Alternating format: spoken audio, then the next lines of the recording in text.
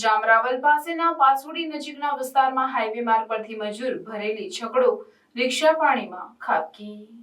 દ્વારકા જિલ્લામાં ખૂબ મોટી માત્રામાં અવિરત વરસાદ વરસવાના કારણે અનેક જગ્યાએ પાણી ભરાઈ ચૂક્યું છે। તેમાં પણ ખાસ કરીને દ્વારકા જિલ્લાના રાવલ ગામે ચારે તરફથી પાણી ભરાતા લોકોને અનેક સમસ્યાઓનો સામનો કરવો પડી રહ્યો છે। રાવલના મુખ્ય માર્ગ પર વરસાદી પાણી ભરાઈ જતા અનેક વખત રાવલ ગામ વિખૂટું પડી ચૂક્યું છે અને વરસાદી પાણી ઓસરતા માર્ગ ફરી ઉપયોગમાં લઈ શકાયો છે।